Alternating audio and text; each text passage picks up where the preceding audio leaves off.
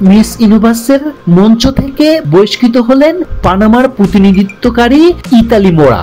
প্রতিযোগিতায় গ্র্যান্ড ফিনালের মাত্র কয়েকদিন আগেই তাকে অযোগ্য ঘোষণা করা হয়। নিউ ইয়র্ক পোস্টে এক প্রতিবেদনে জানানো হয়, নিয়ম ভেঙে হোটেলে প্রেমিকের সঙ্গে রাত্রিবাস করেছেন তিনি। এর জের ধরেই প্রতিযোগিতা থেকে বহিষ্কার করা হয় তাকে।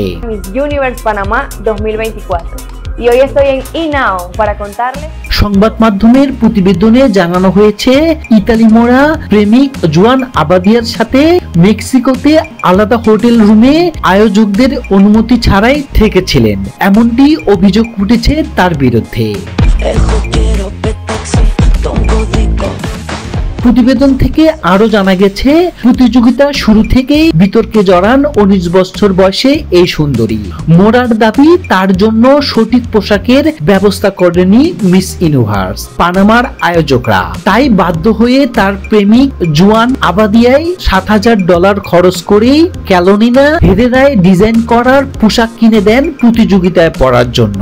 শোনা যায়, মোরার মেকআপ এবং হোটেলের খরচ দেওয়ার সক্ষমতা নাকি নেই পানামার মিস ইউনিভার্স আয়োজকদের, সেই খরচ বহন করেন তার প্রেমিক জুয়ান। মিস ইউনিভার্সের নিয়ম অনুযায়ী প্রেমিকের সঙ্গে এক হোটেলে থাকতে পারবেন না কোনো প্রতিযোগী, কিন্তু সেই নিয়ম ভেঙেছেন ইতালি মোরা, আর এই কারণেই তাকে প্রতিযোগিতা থেকে বহিষ্কার করা হয়।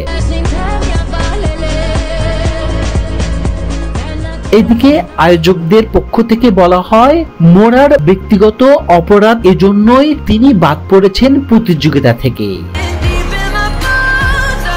অন্যদিকে পানামার পক্ষ থেকে জানানো হয়, মিস ইউনিভার্সের নতুন করে কোনো প্রতিযোগীকে পাঠানো সম্ভব না, এমনকি মিস পানামা খেতাবও কেড়ে নেওয়া হয়েছে মোরার থেকে।